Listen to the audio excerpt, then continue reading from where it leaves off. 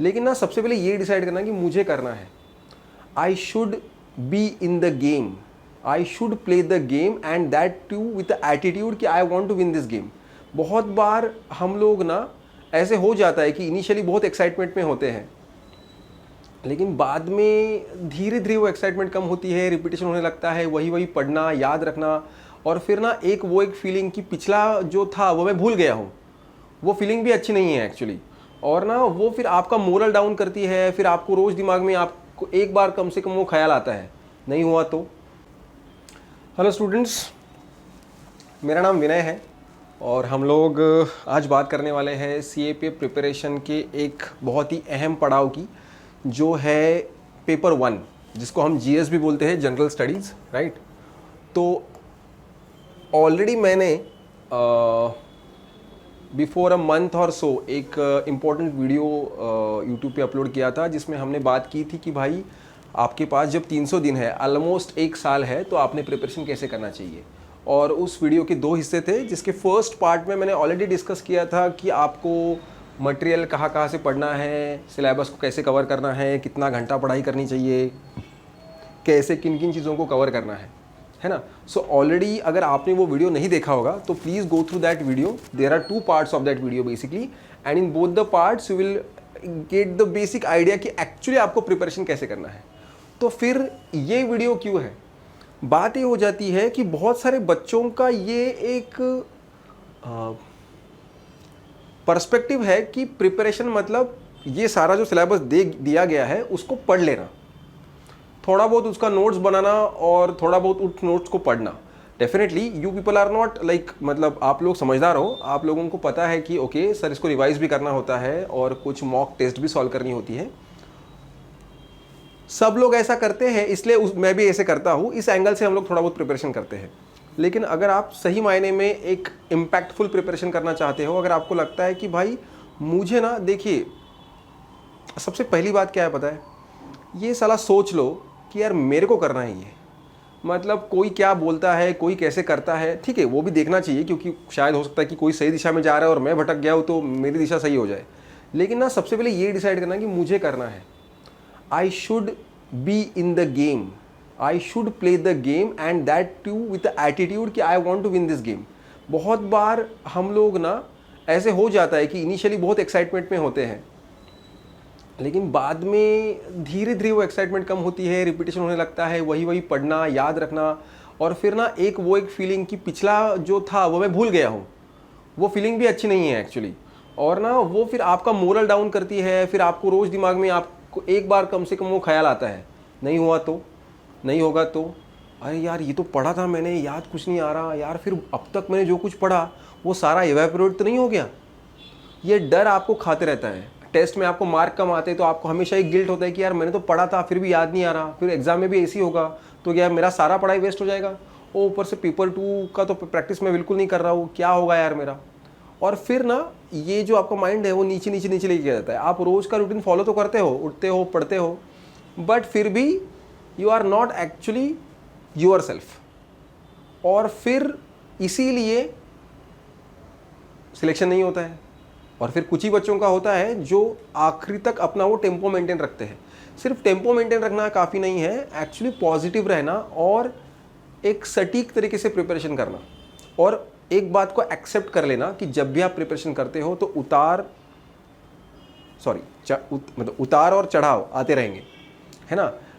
मतलब कभी आपका प्रिपरेशन ऐसे नहीं चलता है, वो हमेशा कभी यहाँ होता है, फिर कभी एकदम आप मूड में जाते हो तो पिक पे चला जाता है, फिर कभी एकदम नीचे आ जाता है, कभी कभी उससे भी नीचे आ जाता है, फिर कभी यहाँ आके रुक जाता है, फिर बहुत दिन ऐसे चलता है, फिर आपको रियलाइज़ होता है कि यार कहीं ज़माना था जब मैंने ऐसे किया था, हाँ, तो आप बोलते कि चलो मैं कोशिश करता हूँ, फिर आप यहाँ आके वापस रुक जाते हो, हाँ, फिर आप यहाँ बहुत दिन चलते हो, फिर थोड़ा ऊपर जाते हो, फिर नीचे आ रहा है, फिर एक दिन आपको लगता है बस भाई आज तोड़ फोड़ करना है तो आप यहाँ चले जाते हो, फिर आपको लगता है भाई कम से कम थोड़ा इसको मेंटेन रखते हैं, फिर यहाँ तक आप, इस तरह से आपका प्रिपरेशन जो है वो हमेशा कभी भी एक लेवल पे नहीं रहेगा।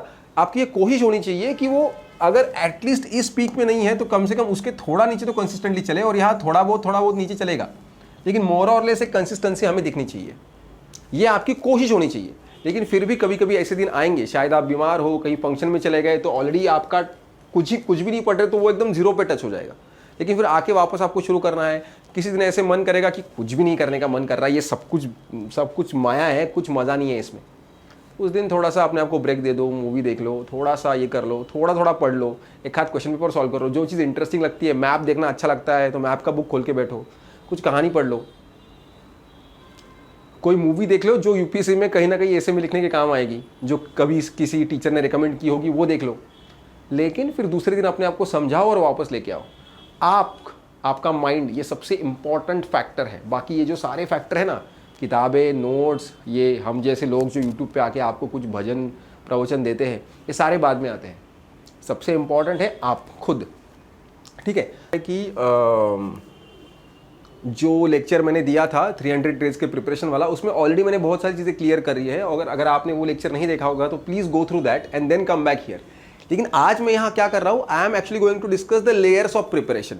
मतलब बहुत बार बच्चों को ये जो लगता है कि मैंने सब कुछ पढ़ लिया है और मेरा प्रिपरेशन हो गया है, then how you are wrong and why you are wrong, और उसके आगे फिर कौन सी लेयर है जहाँ एक्चुअली सक्सेस मिलता है या वहाँ भी नहीं मिलता, उसके और आगे कुछ है, उसके बारे में आज हमको डिस्कस करना है। Right, so let's discuss. Paper 2 के लिए एक सेपरेट ऐसा लेक्चर मैं लेके आने वाला हूँ, वो भी आप लोग ज़रूर देखिएगा। वहाँ भी मैंने लेयर्स ऑफ प्रिपरेशन डिस्कस की है। राइट, तो ये बहुत ज़रूरी है क्योंकि फाइनल पोस्टिंग जो है, रैंकिंग जो है, वो वहाँ बैठी है फाइनल लेयर पे, और हम लोग नॉर्मली फर्स्ट लेयर या सेकंड लेयर पे ही रुक जाते हैं। तो थर्ड और फोर्थ लेयर पे जाके बैठना और वही कंसिस्टेंटली रहना, तब जाके रैंक आपके हाथ लगता है। ठीक है, तो when it comes to preparation of GS, that is paper 1। Right, paper 1 जो है उसके प्रिपरेशन की सबसे पहली लेवल, जैसे कि सब लोग आपको बताते हैं, मैं भी उससे अलग कुछ नहीं बताने वाला हूँ, वो क्या है, एनसीईआरटी पढ़ना। बस मैं ये बताने वाला हूँ कि क्यों पढ़ना है। मतलब बहुत सारे लोग ये भी बताते हैं, लेकिन प्रॉब्लम ये होता है कि बहुत सारे लोग ये बताते हैं कि वो इंपॉर्टेंट है, बेसिक है। मैं आपको ये बोलता हूँ यार, उल्टे एंगल से सोचो ना। आप इस एंगल से सोचो कि भाई कितना सिंपल तरीके से, ल्यूसिड तरीके से उसमें बताया है, कहानी की तरह बताते हैं। देखिए क्या हो जाता है, मैं आपको बताता हूँ। हम लोग ना सीधा पॉलिटिकल एम लक्ष्मीकांत सर का किताब खोलते हैं और पढ़ने लगते हैं, वहाँ भी सब कुछ अच्छे से एक्सप्लेन किया है। लेकिन पकड़ लीजिए, मैं इंजीनियरिंग या साइंस बैकग्राउंड से हूँ, तो वो कम्प्लीटली अलग फील्ड है मेरे लिए। एनसीईआरटी क्या करती है पता है क्या? 11th या 12th की एनसीईआरटी कहानी की तरह हमको एक एक चीज़ अच्छे से एक्सप्लेन करती है। तो बच्चे क्या करते हैं पता है? बच्चे एनसीईआरटी पढ़ते हैं, लेकिन वो इसलिए पढ़ते हैं क्योंकि उनको बताया गया है कि ये पढ़ना होता है, so it is a kind of ritual. फिर वो एनसीईआरटी बस खत्म करते हैं, उसको पढ़ते हैं, बोलते सर मेरा एनसीईआरटी पढ़ के हो गया, अभी मैं लक्ष्मीकांत कर रहा हूँ। एनसीईआरटी खत्म करने की बात नहीं है, वो कंसिस्टेंटली उसको रिवाइज करने की बात है, कंसिस्टेंटली उसको पढ़ते रहना है। इसका कारण ये है कि पकड़ लो आप पॉलिटी का कोई एनसीईआरटी पढ़ रहे हो जिसमें कॉन्स्टिट्यूशन के ऊपर कुछ लिखा है, तो वो डेमोक्रेसी नाम का पहला चैप्टर आपको बताते हैं और इतने अच्छे से एक्सप्लेन करते हैं, इतने सारे सवाल उसमें दिए जाते हैं, जो बच्चे पूछते हैं उसका जवाब मैडम दे रही है, फिर आपको वो बहुत सारे सवाल पूछते हैं। अगर डेमोक्रेसी है तो क्यों है, फिर पार्लियामेंट्री डेमोक्रेसी क्या तरीका है, वो अलग होती है क्या, अगर डेमोक्रेसी नहीं होगी तो क्या फ़र्क पड़ जाएगा, डेमोक्रेसी जो है वो हर देशों में सेम है या अलग अलग है। इतने सारे सवाल वो पूछेंगे, जो सवाल एक्चुअली मेरे खड़े होने चाहिए। लेकिन हमारा एजुकेशन सिस्टम ऐसा है ना कि हमारे अंदर की क्यूरियोसिटी मार देता है, तो वो क्यूरियोसिटी वो एनसीईआरटी की किताबें जिंदा करती है। और फिर जब आप उन किताबों को आराम से पढ़ते हो तो आपको सही मायने में समझ में आता है, और यूपीएससी चाहती है कि आपकी ये समझ डेवलप हो। और इसीलिए अभी आपने रिसेंट टाइम में नोटिस किया होगा, मतलब पहले भी ऐसा होता था, लेकिन रिसेंट टाइम में यूपीएससी न्यू एनसीईआरटीज में तो बहुत सारे सवाल डायरेक्टली पूछ रही है जीएस में, क्योंकि वो चाहती है कि आप वो किताबें पढ़ो, अच्छे से पढ़ो, समझो। एक एक एनसीईआरटी बार बार पढ़नी चाहिए। बिल्कुल ये नहीं सोचना चाहिए कि सर मेरा एनसीईआरटी पढ़ के हो गया और अभी मैं ऊपर वाली किताबें क्या होता है, वो पढ़ना ही है, लेकिन एनसीईआरटी को छोड़ना नहीं है। NCERT not only must, they should be red thoroughly through out the year. NCERT वो चीज़ नहीं है कि आपने बस मतलब पढ़ के ख़त्म कर दिया, हमेशा याद रखना। इसलिए पहला कदम एनसीईआरटी है, लेकिन वो आखिरी कदम तक आपके साथ आएगी। हम जब टॉर्च लेके चलते हैं तो टॉर्च पहला 10 फुट आपको लाइट दिखाती है, लेकिन हम 10 फुट चले जाएंगे तो अगला 10 फुट भी टॉर्च लाइट दिखाती है ना, तो आखिरी तक टॉर्च लाइट दिखाती है। वैसे एनसीईआरटी है, ऐसा नहीं कि पहले 10 कदम पढ़ लिया, चल अभी कोई ज़रूरत नहीं है, उसको लेके चलना है। क्योंकि वो देखो हमारा जो दिमाग है ना, कॉग्निशन हम जिसको बोलते हैं, हमारा दिमाग चीज़ों को समझने के लिए किसी सहारे का आसरा लेता है, तब जाके हम चीज़ों को समझ सकते हैं। जैसे कि अभी मैं कोई चीज़ समझाने की कोशिश कर रहा हूँ तो मैं एक एग्जांपल दूंगा हमारे डेली लाइफ का कि देखो ऐसे ऐसे हम करते हैं ना, तो जैसे संतरे का जूस निकलता है वैसे फिर सारे इन किताबों का जूस जो है वो इस किताब में है, तो वो किताब पढ़ लो। तो मैंने जूस का एग्जाम्पल दिया बताने के लिए कि जल्दी से गटक जाओ, समझ में आ जाएगा। वैसे ही एनसीईआरटी क्या करती है, हमको डेली लाइफ के एग्जाम्पल्स देती है, हमारे कॉग्निशन को सही तरह के समझ के हम समझ पाए इस तरह से लिखती है। सिर्फ डेटा का बम्बार्डिंग नहीं करती। बहुत सारी किताबें डेटा का बम्बार्डिंग करती है, इसका कारण ये है कि उनको बहुत सारे चीज़ें उसमें ही सब कुछ समझानी होती है इसलिए। लेकिन अगर हम एनसीईआरटी पढ़ के आगे बढ़ेंगे तो एक अच्छा हमारा बेस तैयार हो जाएगा, उस पर हमारी जो बिल्डिंग है वो बहुत सही से खड़ी रहेगी। इसलिए एनसीईआरटी को पढ़ो और पढ़ते रहो, ये मेरा कहना है। उसको छोड़ना नहीं है, अंडरलाइन करो, रिवाइज करो, नोट्स बनाओ उसके, उनको बार बार पढ़ो, पर don't leave NCERT till the end, trust me. हाँ, अब आपको लगता होगा कि नहीं सर अभी तो ज्योग्राफी के केस में एनसीईआरटी ही पढ़ना है, दूसरा कुछ नहीं पढ़ना है, इसलिए तो एनसीईआरटी। ऐसे नहीं। अगर किसी सब्जेक्ट के केस में, फॉर एग्जांपल पॉलिटी के केस में एनसीईआरटी पढ़ना है प्लस लक्ष्मीकांत पढ़ना है, फिर भी एनसीईआरटी को नहीं छोड़ना है, ये मैं आपको बताने की कोशिश कर रहा हूँ। हाँ, there are few subject like science, वो तो आपको सिर्फ एनसीईआरटी पढ़ना है, वो भी इतना है ना कि वो आपके छक्के छोड़ देगा। लेकिन मैं बता रहा हूँ कि even though there are some other books that you have to refer and you should refer, but that does not mean you should leave NCERT. ठीक है, बोथ इंग्लिश और हिंदी मीडियम दोनों के लिए मैं बता रहा हूँ। हिंदी मीडियम वालों को बता दूं कि जीएस में आपको ज़्यादा दिक्कत नहीं आनी चाहिए, क्योंकि हिंदी और इंग्लिश दोनों मीडियम में आजकल बहुत सारा मटेरियल अवेलेबल है। एनसीईआरटी भी हिंदी में है, तो प्लीज़ आप भी एनसीईआरटी को छोड़िए मत। अगर हिंदी मीडियम बच्चों को ऐसे लगता है कि सर मैं इंग्लिश एनसीईआरटी पढ़ के भी कंफर्टेबल हूँ, तो प्लीज़ गो फॉर दैट। इसका फ़ायदा ये होगा आपको कि पेपर 2 में इसका फ़ायदा होगा। तो अगर पॉसिबल है, हाँ अगर आपको बहुत ही दिक्कत आ रही है तो please go for Hindi NCERTs, लेकिन पॉसिबल है तो एक बार इंग्लिश एनसीईआरटी पीडीएफ डाउनलोड करके चेक तो कर सकते हैं ना कि भाई कितना मैं पढ़ पा रहा हूँ। So please try to read those NCERTs, क्योंकि आपको पेपर 2 में आर्गुमेंट राइटिंग और रिपोर्ट राइटिंग करना है, वो अंग्रेजी में करना है। प्रेसी का 1/3 अंग्रेजी में लिखना है, और वो एब्सोल्युटली पॉसिबल है, बिल्कुल मुश्किल नहीं है, सिंपल वर्ड्स में लिख सकते हैं। मेरा जो पेपर 2 का लेयर्स ऑफ प्रिपरेशन वाला लेक्चर होगा उसमें मैं उसको एक्सप्लेन करूंगा, राइट। लेकिन उसके लिए अगर आप इंग्लिश वाले एनसीईआरटी पढ़ोगे, ये हिंदी मीडियम वालों को मैं स्पेसिफिकली बता रहा हूँ, है ना, तो बहुत बेहतर होगा, क्योंकि वो लैंग्वेज ल्यूसिड है, सिंपल है। थोड़ा बहुत डिक्शनरी का इस्तेमाल स्टार्टिंग में करना पड़ेगा, लेकिन बाद में आप वर्ड के साथ मतलब आपका एक्वेंटेंस बढ़ेगा तो चीज़ें और आपके लिए आसान हो जाएगी। ठीक है, बस इतना मैं बताना चाहता हूँ। तो सबसे पहला कदम एनसीईआरटी है और वो आखिरी तक चलनी चाहिए।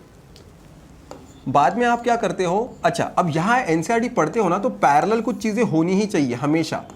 एनसीईआरटी का रिवीजन, और अगर पॉसिबल हो और अगर आपको अवेलेबल होती है तो एनसीईआरटी बेस्ट मॉक टेस्ट, ये हमेशा देते रहना।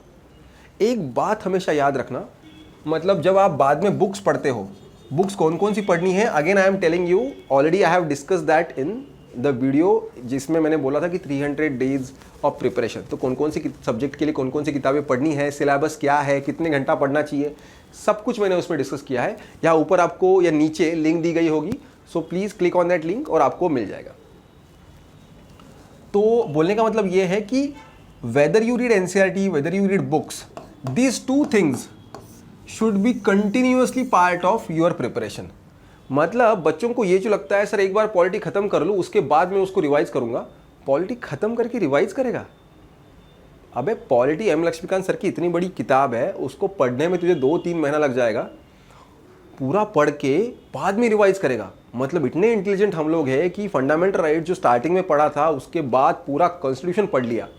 मतलब पार्लियामेंट का फंक्शन कैसा है, प्रेसिडेंट कैसे फंक्शन करता है, फिर सारे कॉन्स्टिट्यूशनल बॉडीज़ के बारे में पढ़ लिया, स्टैट्यूटरी बॉडीज़ के बारे में पढ़ लिया, है ना, सेंटर स्टेट रिलेशन, इमरजेंसी, सब कुछ पढ़ने के बाद भी मुझे फंडामेंटल राइट्स का हर चीज़ वैसे के वैसे याद रहेगा, इससे बड़ी बेवकूफ़ी नहीं हो सकती। और इसीलिए रिवीजन साइकिल फॉलो करना बहुत ज़रूरी है। जो आज पढ़ा उसको कल रिवाइज करो, फिर 7 दिन बाद रिवाइज करो, फिर 1 महीने बाद रिवाइज करो। ये सब तभी पॉसिबल होगा जब डायरी में लिखेंगे कि आज क्या करना है। जब डायरी में लिखेंगे, एक डायरी ले लो, लेना ही है, और उसमें फिर लिखेंगे आज क्या करना है, तो आज क्या करना है, तो सबसे पहले क्या आएगा, कल जो किया उसका रिवीजन, 7 दिन पहले जो किया था उसका रिवीजन, और 1 महीने जो किया पहले किया था उसका रिवीजन। ये 3 कंपोनेंट का रिवीजन करने के बाद आज नया क्या पढ़ना है। आप लोगों को अभी ये जो लगता है ना कि अभी बहुत टाइम है, आराम से चल रहा है, कट रही है, ऐसे नहीं होता है। जब आप इस तरह से प्लानिंग करोगे तो आपको 6 घंटे तो कुछ भी नहीं लगेंगे, आपको 8-10 घंटे देने पड़ेंगे, क्योंकि 2 घंटा तो पेपर 2 का रोज देना है। मैं तो हमेशा बोलता हूँ 2 घंटा पेपर 2 के लिए रोज मिलना ही चाहिए।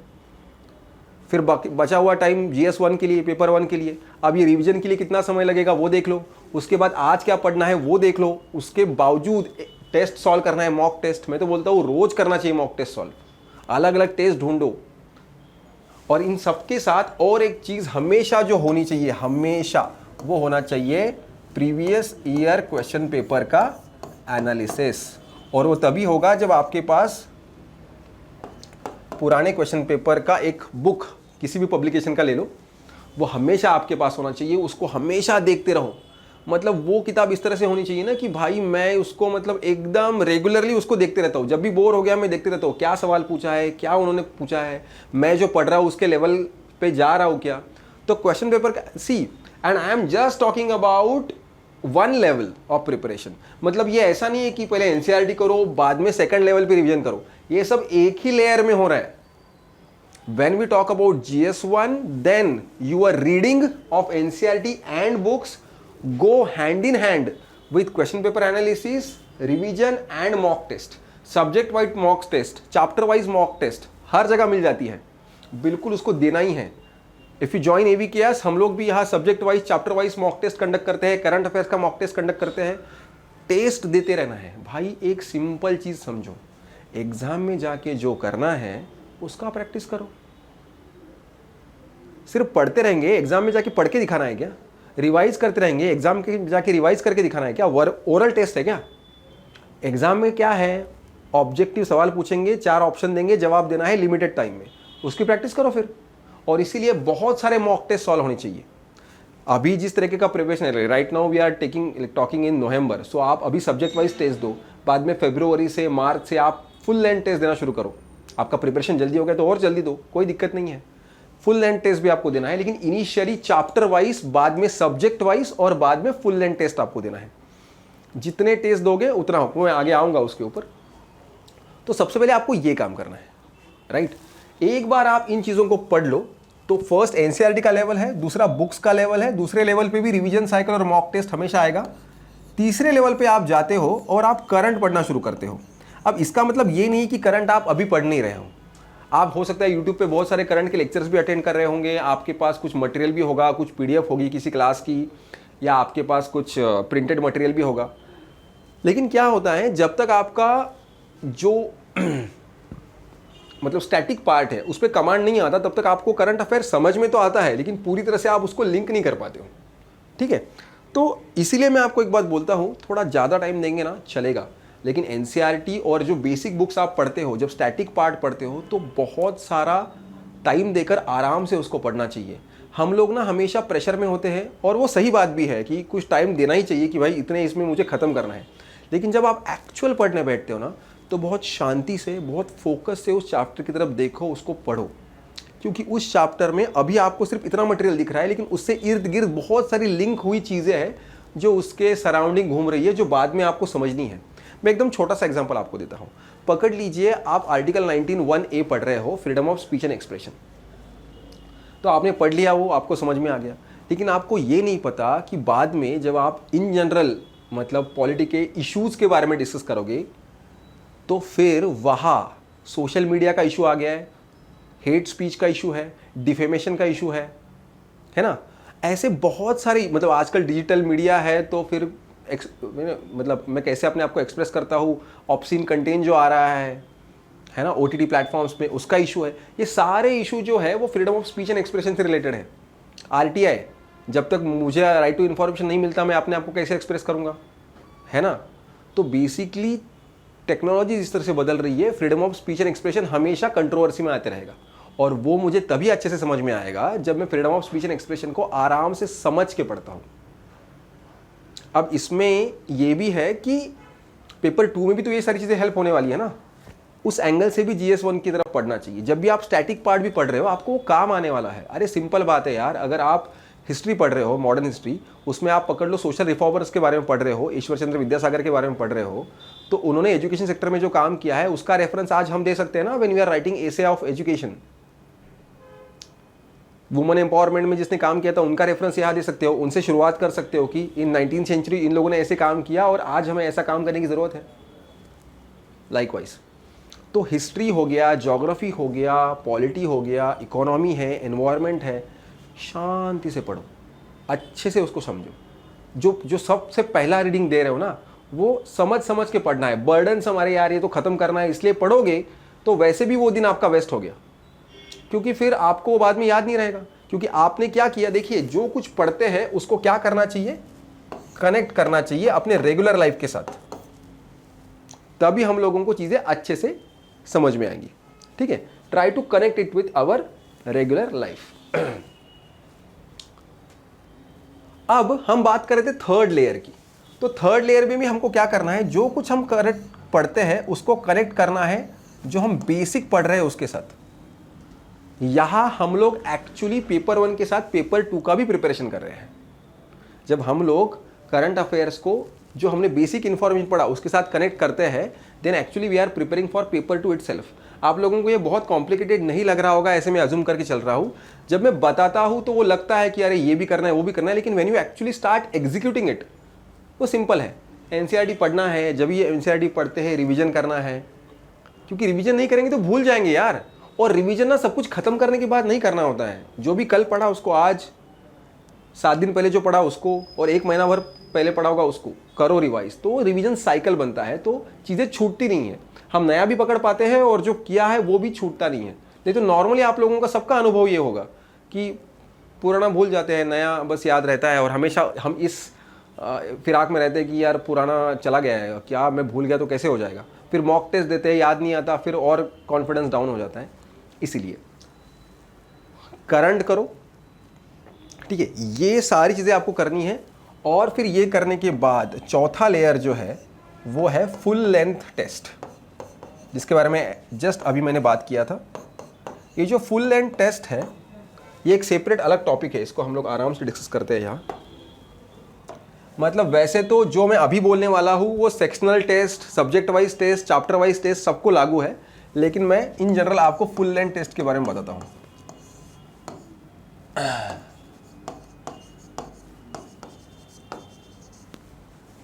क्या करना है आपको, टेस्ट तो देना ही है, लेकिन उसके बाद उसका ढंग से एनालिसिस करना है, और ये आपकी 4th लेयर ऑफ प्रिपरेशन है।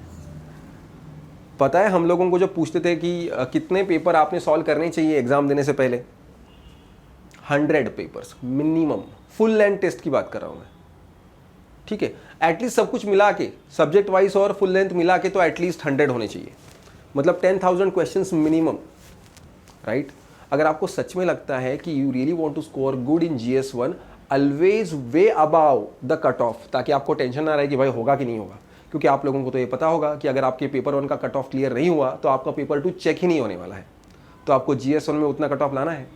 तो जैसे कि मैंने बोला, सबसे पहली लेयर एनसीईआरटी की है, शांति से पढ़ना है, रिवीजन करना है, उसके बेसिस पे टेस्ट पेपर सॉल्व करना है, क्वेश्चन पेपर का एनालिसिस करते रहना है कि भाई अच्छा ये सवाल आया था, देखिए ये यहाँ से आया था, तो आपको अच्छा फील होता है।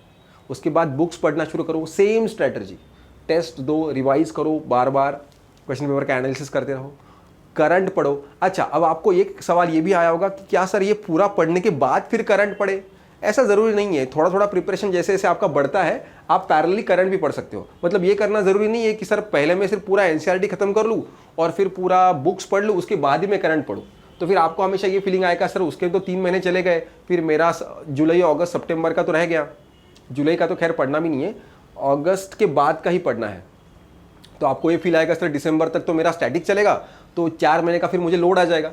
कोई दिक्कत नहीं है, थोड़ा थोड़ा पढ़ते रहो, उसको भी रिवाइज करते रहो और उसको कनेक्ट करते रहो हमारे स्टैटिक। कनेक्ट करना मतलब क्या है, जब मैं उसको पढ़ता हूँ तो ये सोचना कि हाँ ऑलरेडी आजकल जिस तरह से करंट अफेयर का बहुत बढ़िया, अगर आप कर रहे हो करंट अफेयर्स किसी अच्छे नोट से, तो उसमें ऑलरेडी वो कनेक्ट करके देते हैं कि भाई देखिए यहाँ आर्टिकल 19 वाला रिलेवेंस आ रहा है, यहाँ ये सुप्रीम कोर्ट का जजमेंट जब उन्होंने दिया था वो आ रहा है ना, इस तरह से।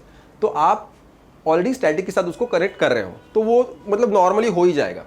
लेकिन मैं ये बोल रहा हूँ कि ऐसे नहीं करना है कि पूरा स्टैटिक पढ़ने के बाद करंट पढ़ना है, थोड़ा थोड़ा पढ़ते रहो, कोई दिक्कत नहीं है। लेकिन एक बार आपका स्टैटिक हो जाएगा ना, तो आपका करंट में भी स्पीड आएगा, ठीक है। और उसके बाद आपको देना है फुल लेंथ टेस्ट, जिसमें करंट भी होगा। मतलब देखो, सब्जेक्ट वाइज भी टेस्ट देते रहो, फुल लेंथ भी टेस्ट देते रहो, और हर बार जब भी आप सब्जेक्ट वाइज टेस्ट देते हो या फुल लेंथ टेस्ट देते हो तो आपको क्या करना है, आपको करना है उसका एनालिसिस। और ये आपका जो है वो फाइनल लेयर ऑफ प्रिपरेशन है। अब आप बोलोगे सर इस लेयर पे तो हम लोग हमेशा बैठते हैं, मतलब आप क्या बोल रहे हो कि हम फर्स्ट या सेकंड लेयर पे ही हैं। आप फुल लेंथ टेस्ट देते हो, फिर उसमें आपको मार्क्स कम आते हैं, कभी अच्छे आते हैं, और आपको लगता है कि बस मैंने टेस्ट दे दिया, मैं बहुत सही जगह पे हूँ। नहीं, उस मतलब फुल लेंथ टेस्ट देना ये चौथी लेयर है, और उसका एनालिसिस करना, मतलब फुल लेंथ टेस्ट जो है वो चौथी लेयर है, और उसका एनालिसिस करना जो है वो फिफ्थ लेयर है एक्चुअली। एनालिसिस कैसे करेंगे, देखिए, जब मैं एक टेस्ट पेपर देता हूँ तो पकड़ लीजिए 2 घंटे का क्वेश्चन पेपर है। जब मैं घर पे होता हूँ, रिलैक्स होता हूँ, कभी कभी मेरा 1.5 घंटे में ख़त्म हो जाता है, कभी पौने 2 घंटे में ख़त्म हो जाता है, फाइन। उसके बाद मैं मुझे आंसर पता होते हैं, आंसर शीट होती है उनकी, तो मैं चेक करता हूँ, फिर कैलकुलेट करता हूँ कितने सही, कितने गलत, कितने छोड़ दिए, और फिर मैं मार्क्स देखता हूँ, फिर अच्छा लगता है, बुरा लगता है, फिर छोड़ देता हूँ उसको। बैठ के उसका एनालिसिस करना है। एनालिसिस करते हैं ना किसी फुल लेंथ टेस्ट का, तो वो कम से कम 2 से 2.5 घंटा चलता है। अब देखो क्या करना है, मतलब पहले आपका अप्रोच ये होना चाहिए कि किताब पढ़ के आप प्रिपरेशन कर रहे हो। जब आपका पढ़ के हो गया तो आप रिवर्स अप्रोच अप्लाई करोगे। अब आप क्वेश्चन पेपर ही आपका प्रिपरेशन का मेथड है, और फिर क्वेश्चन पेपर के थ्रू आप वापस किताबों की रिवीजन कर रहे हो। पहले आप किताब पढ़ते थे और based on that test solve करते थे इनिशियली। अभी सिर्फ full test length question paper का सॉल्व करना है, और फिर थोड़ा रिवीजन या फिर उसके थ्रू किताबों की तरफ जाना है। कैसे, तो आपने फॉर एग्जांपल एक फुल लेंथ टेस्ट दिया, अभी पकड़ लो उसमें 125 क्वेश्चन है। फिर आपने क्या किया कि आपने देखा कि 25 क्वेश्चन तो मैंने छोड़ दिए, हाँ, फिर मेरा 30 क्वेश्चन, या एक्चुअली ज़्यादा बोलना चाहिए, 25 क्वेश्चन मैंने मतलब ज़ीरो किए ही नहीं कुछ, 35 क्वेश्चंस मेरे गलत हो गए, बाकी क्वेश्चंस मेरे सही आ गए, तो अराउंड 65 क्वेश्चंस मेरे सही आ गए, ठीक है। और फिर 1/3 कैलकुलेट करके जो कुछ हुआ होगा। अब क्या करना चाहिए, नॉर्मली कुछ बच्चे ये भी करते हैं कि भाई जो क्वेश्चंस मुझे नहीं आए उनका आंसर चेक करते हैं, और अच्छा तो ये तो मुझे पता ही नहीं था, फिर उनकी इन्फॉर्मेशन में गेन हो जाती है, क्योंकि एक्सप्लेनेशन भी बहुत सारे क्लासेस देते हैं, जो कि बहुत अच्छी बात है। और फिर कुछ लोग ये भी चेक करते हैं, अरे यार मेरा गलत क्यों हो गया, तो आइदर 2 चीज़ों की वजह से गलत होता है, एक तो सिली मिस्टेक्स, या फिर मेरा तुक्का गलत हो गया है ना, जो मेरा मतलब उसको बोलते हैं गैस था वो गलत हो गया, या मुझे सच में नहीं आता था, मैंने इंटरप्रेट गलत कर लिया और वो गलत होना ही था, ठीक है। इन 3 रीजंस की वजह से शायद आपकी कुछ चीज़ें गलत हो जाती है। उसके भी आप सही आंसर देखते हो, जो कि बहुत अच्छी आदत है, लेकिन उनके सिर्फ आंसर्स नहीं देखना चाहिए, उसके पीछे का एक्सप्लेनेशन देखना चाहिए, किताब खोलना चाहिए, और उसकी आसपास का भी मटेरियल पढ़ लो। इसको बोलते हैं रियल एनालिसिस। मतलब दोनों केसेस में अगर आपको कोई जवाब नहीं पता था, उसका आंसर आपने ढूंढ लिया, तो आप सिर्फ मतलब उसको पूरी तरह से पढ़ लो, उसके एक्सप्लेनेशन को एकदम डिटेल में पढ़ लो, क्योंकि now that is a new way to gain new information. अगर आपको काफ़ी नहीं लगता तो उस रिलेटेड जो किताब होगी वो खोलो, उसके आगे पीछे ऊपर नीचे जो है वो भी पढ़ लो। इस तरह से पढ़ाई करो, क्योंकि ये जो क्वेश्चन पेपर के थ्रू, क्वेश्चन के थ्रू उल्टा अप्रोच है ना, ये आपको सही मायने में एग्जाम के क्लोज लेके जाता है। ये 5th लेयर ऑफ प्रिपरेशन है आपका।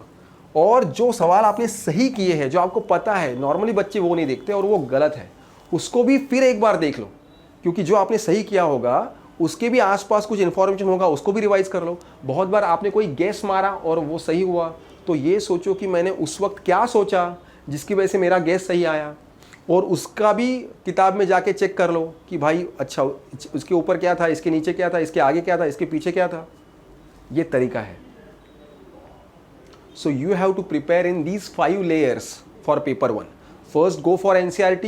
When you read NCERT, when you read anything, keep on revising it parallelly, keep on solving test parallelly, keep on analyzing question papers parallelly. ये 4 चीज़ें पैरेलल होनी चाहिए। मैं ये पढ़ रहा हूँ, मेरे साइड में क्वेश्चन पेपर एनालिसिस का बुक है, मैं इसके साथ साथ हर 2 दिन बाद इसका मतलब वही 1 दिन बाद रिवाइज, 7 दिन बाद इसका रिवाइज करते रहता हूँ, और जब मतलब मैं टेस्ट पेपर भी सॉल्व करते रहता हूँ।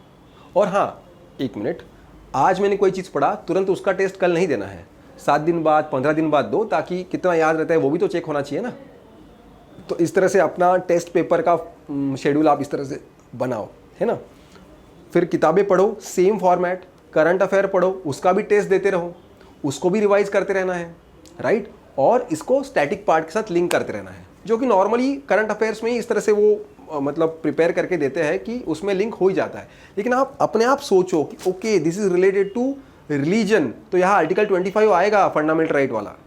ये रिलीजियस इशू है ना, रिलीजियस कंट्रोवर्सी, तो यहाँ आर्टिकल 26 आएगा, है ना। ये पॉवर्टी का इशू है तो यहाँ डीपीएसपी का ये आर्टिकल आएगा। ये हेल्थ वाला इशू है तो यहाँ डीपीएसपी का आर्टिकल आएगा, है ना। ये पॉलिटिकल कंट्रोवर्सी है, सेंटर स्टेट रिलेशन वाला आर्टिकल आएगा। इस तरह से आपको सोचना है, खुद भी सोचना है ना। ये पॉलिटी का हो गया, वैसे हिस्ट्री का हो सकता है, ज्योग्राफी का हो सकता है, इकोनॉमी तो बेसिकली मोस्टली करंट अफेयर्स ही आपको करना है। एनसीईआरटी की 2 किताबें प्लस करंट अफेयर्स, और इकोनॉमी के सवाल ज़्यादा बढ़ रहे तो अभी उसको छोड़ भी नहीं सकते। इस तरह से आपको करना है। जो एनवायरनमेंट में आप पढ़ रहे हो, बहुत सारे जो कन्वेंशंस है, जो एक्ट है, वो आप ऐसे में लिख सकते हो, इसलिए उसको बहुत कॉन्शियसली पढ़ो, आराम से पढ़ो, समझ लो, याद रखो, उसका नोट्स बनाओ कि भाई ये पेपर 2 में मैं इस्तेमाल करूंगा। GS1 का प्रिपरेशन हमेशा पेपर 1 का प्रिपरेशन हमेशा पेपर 2 के पैरेलल चलना चाहिए। आप जब भी पेपर 1 पढ़ रहे हो, इस एंगल से पढ़ो कि यार पेपर 2 के लिए ये काम आएगा, तो आपको याद भी अच्छे से रहेगा, क्योंकि आप अप्लाइड सोच रहे हो ना। आप सोच रहे हो कि इसको मैं इस्तेमाल कहाँ करूँ। जब आप किसी चीज़ को सिर्फ पढ़ते हो तो उसके याद रहने के चांसेस कम है। जब आप ये सोचते हो कि इस चीज़ को मैं इस जगह पे इस्तेमाल करूंगा, तो उसके याद रहने के चांसेस बहुत ज़्यादा है। तो डबल फायदा है, पेपर 2 में भी फायदा हो जाएगा और याद भी रहने के चांसेस बढ़ जाएंगे। दिस इज द वे, ठीक है। सो एनसीईआरटी बुक्स, करंट अफेयर्स एकदम एंड में नहीं पढ़ना है, पढ़ते रहना है, लेकिन बाद में आपका स्पीड बढ़ेगा। उसके बाद फुल लेंथ, मतलब सब्जेक्ट वाइज टेस्ट और फुल लेंथ टेस्ट, मिनिमम 100। अरे भाई मिनिमम 100 होंगे ही ना। बहुत सारे टेस्ट सीरीज अवेलेबल होते हैं, वो ज्वाइन करो। ऑनलाइन बहुत सारे टेस्ट पेपर मिलते हैं, वो सॉल्व करो। और सबसे इंपॉर्टेंट तो आपके पास CAPF के पिछले 10 साल के पेपर होंगे, वो 10 पेपर हो गए। हर साल CDS का एग्जाम 2 बार होता है, NDA का एग्जाम 2 बार होता है ना। तो 10 साल के उनके 20 CDS के और NDA के 50 क्वेश्चन पेपर तो आपके यही हो गए, है ना। यूपीएससी सिविल सर्विस के भी पेपर ट्राई करो, दिक्कत क्या है, ट्राई तो कर सकते हैं। तो 50-60 पेपर तो आपके पिछले 10 साल के यही हो गए, और पुराने भी कुछ क्वेश्चन पेपर्स आपको यूपीएससी के मिल जाएंगे। 20 साल के निकालो, दिक्कत क्या है, सॉल्व इट। करंट अफेयर्स का बस थोड़ा कुछ क्वेश्चंस आपको नहीं आएंगे, लेकिन बाकी स्टैटिक पार्ट आप डेफिनेटली डील कर सकते हो। जितना आप यूपीएससी के लेवल के क्वेश्चन पेपर सॉल्व करते हो, यूपीएससी के क्वेश्चन पेपर सॉल्व करते हो, उतना आपका जो मतलब जो क्या उसको बोलते हैं, you start killing it, you try to understand what is the level, you become a part of UPSC. आप उस लेवल पे अपने आप चले जाते हो। और फिर मॉक टेस्ट तो है ही, और वो सब होने के बाद उसका करना है एनालिसिस। ये जब करोगे तो आप टॉप पे जाके बैठ जाओगे, और वहाँ रैंक मिलता है आपको obviously, along with preparation of paper 2। सिर्फ पेपर 1 करके नहीं चलेगा। अब ये सब करने के लिए कितना घंटा देना चाहिए सोच लो। रोज रिवीजन भी करना है, रोज नया कंटेंट भी पढ़ना है, ऊपर से टेस्ट भी देना है, और करंट अफेयर्स भी पढ़ना है। तो कितना टाइम, और फिर 2 घंटा पेपर 2 का अलग से निकाल के आप कैलकुलेट करो, फिर पता चलेगा कि भाई ये नंबर ऑफ डेज का कैलकुलेशन नहीं है, नंबर ऑफ आवर्स का कैलकुलेशन है। इसलिए मैं हमेशा बोलता हूं, always try to calculate everything that you do in number of hours, ठीक है। So this was all about the layers of preparation for paper 1. Along with this lecture, I'll be delivering layers of preparation for paper 2, and this combined is the best way to prepare for CAPF exam 2023। इसके अलावा कोई भी doubt होगा आप comment box में लिख सकते हैं। जो वीडियो मैंने बोला है 300 डेज का मैंने डाला है, उसका डिस्क्रिप्शन का लिंक आपको ऊपर या नीचे कहीं ना कहीं मिलेगा। So please go through that, and all the best for your preparation, right? Thank you.